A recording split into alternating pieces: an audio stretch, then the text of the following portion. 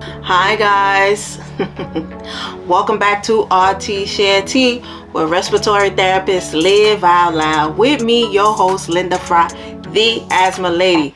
Yes, welcome back everybody. Welcome to anybody new. I'm just so happy to be here today. I'm just coming off I'm just coming off of work, but this weekend we just had the hospital's annual holiday party, and this year's theme was tiara and bow ties and tiara, which was a fun theme. And I plan that every year with the employee recognition committee, so that was cool. But anyway, I just want to say welcome back to everybody, and guys, thank you for the support. And just know that we are growing together. There is so much more to come. I'm super excited. And I got a few guest co-hosts coming in the pipelines coming up. So very, very excited.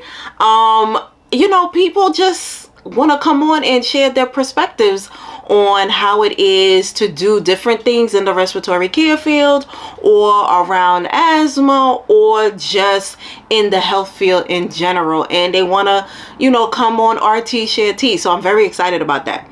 Okay, so this episode is on home environmental assessments.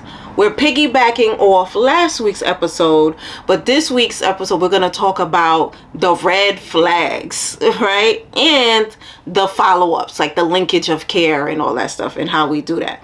Okay, so last week I was talking about home environmental assessments and helping those with asthma identify asthma triggers in the home. So things that make their asthma worse or give them an asthma attack, and identifying these in the home. So we were talking about doing home visits and being on the team, the detective team, and figuring this thing out. All right, so I'm going to put the description for that episode I'm going to put the video, attach it to this episode. So yes, I didn't discuss the red flags. Okay, so I told you what the prep work was, and I also told you kind of like the no-nos, what we're looking for during the home visit when we're in patients' homes.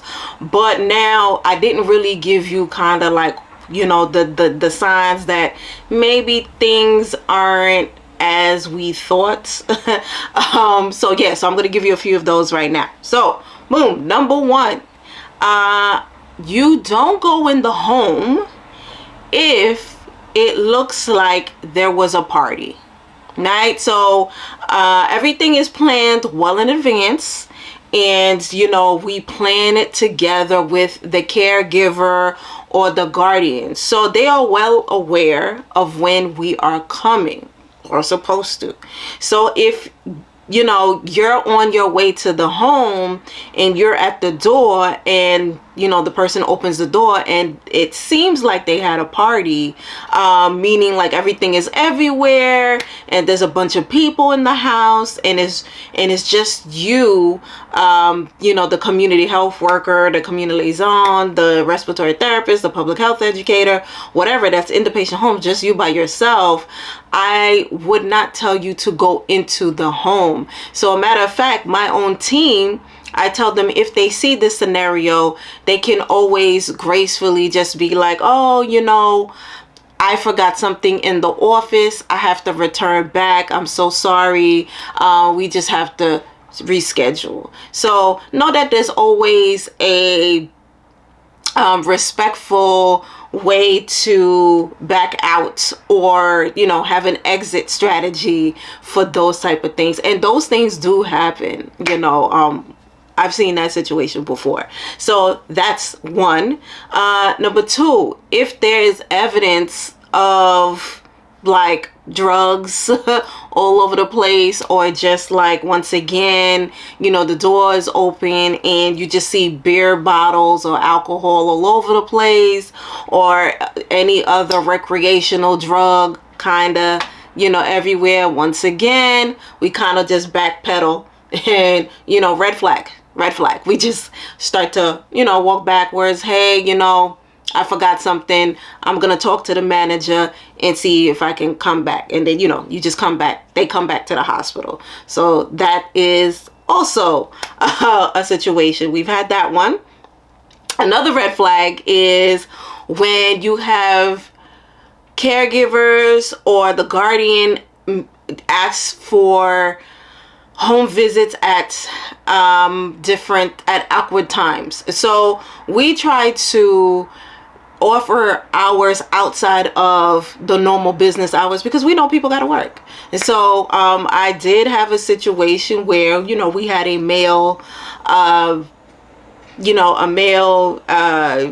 educator that was going to the home, and the caregiver, the guardian, would ask him to come over on the weekends, like towards the evening, and then she would be not wearing something appropriate for that time. So that was another one where I had to say, okay, backpedal back to the hospital, and we can just figure it out or reschedule or have someone else take the caseload or whatever, because ultimately we want to make sure everyone is safe and comfortable.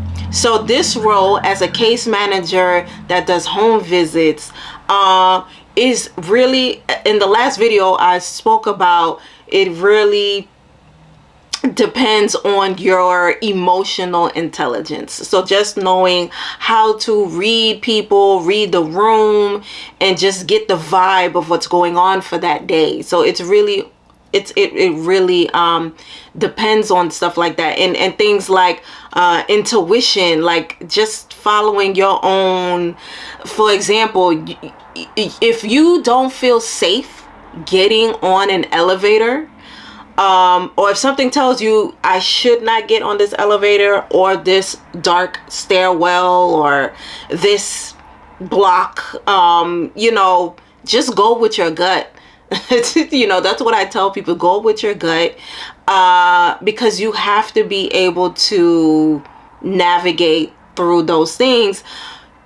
A lot of the times people, and I'm speaking from the urban space, okay, so urban space. So I don't really know how this, and someone who does home visits, home environmental assessments, where you go into the patient's home, if you do this in a rural area, please, I would love to have you on, and we can have that perspective too. I would love that. All right, guys. So yes, I'm talking about the urban space. So people know when you're not from their block. They know when you're not from that neighborhood.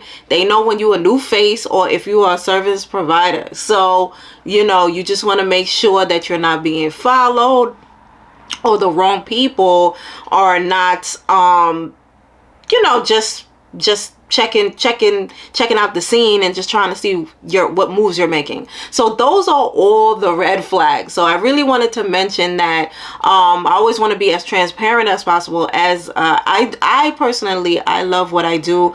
I don't just send people out to patient homes. I also go to patient homes myself, but I always tell people we have to be safe. The way I get down, if the doors swing funny, I'm not going in. If the dog is barking too hard, I'm not going in, because at the end of the day, I can't help you if something happens to me. You understand what I'm saying? So, we just have to make sense in that rate. We have to make sure that we all good. Right? So yes. So okay, so those are the red flags. And then now when we're talking about linkage of care. So when we talk about linkage of care, so after we do the home environmental assessment, we come with a remediation plan, which just means like a plan that help you get rid of whatever the issues are, whether it be mold, pests, mice, dealing with mice or roaches, dealing with secondhand smoke or ventilation issues. So we come up with a plan to kind of help you to reduce these problems as much as possible, or get rid of it altogether.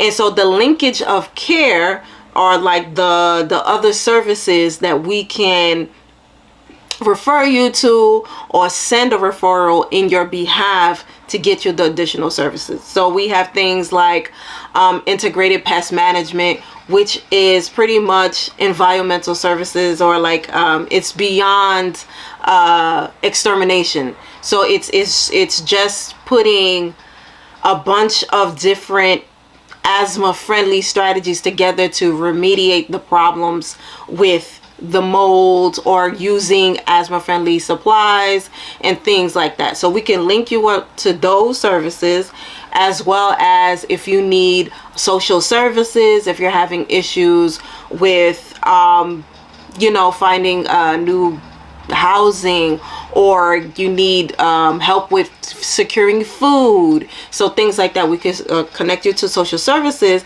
So we do work close with social workers, so we're kind of right there with them. Or we can help you with legal services. We have had situations where patients are being forced out of their houses, getting evicted, or just dealing with really, really poor housing because the landlord just wants them out. Sometimes the landlord just doesn't want to deal with the person, and they do things on purpose, which is illegal, but these things do happen. So those are the linkage of care, those are the basic ones anyway that we have. And there's so much more other linkages, like it helping someone find maybe like childcare, or like a GED program, or job assistance. We try to partner up with a lot of other community-based organizations to help patients with that type of stuff. So yeah, so that's pretty much what it's looking like in the field of doing home environmental assessments, and just a brief overview of what that looks like. So I hope you learned something here today. Before we go, just know that we're here every Wednesday on Spotify, Google Podcasts, and most of your podcast platforms, as well, or on YouTube on Thursdays. And if you're looking for any CEUs for asthma or PFT, we do have QHC seminars offering a good program for $259, and you have access to it for 1 year, and you could review it at your own leisure, and it will help you pass these exams and add these certifications and these additional letters behind your name, which I always tell people to go for. And so I think that's, just go for it. A new year's coming, start off right. So QHC seminars, I'm gonna put the description I'm gonna put the website in the description below. All right, guys, so yes, thank you so much. And I got a book. I be forgetting my own stuff. So if you are interested in this line of work, I do have a book. It's called Asthma Control Please, 9 Steps to Community Engagement to Asthma Awareness. So just summarizing all this stuff up in a book. I mean, I'm a communicator, so I try to make sure I cover all my bases. All right, guys. So once again, I hope you learned something new. Thank you for being here with me, and I hope to see you next week. And remember to invest in yourself and to only compete with yesterday's version of you. All right, guys. Bye.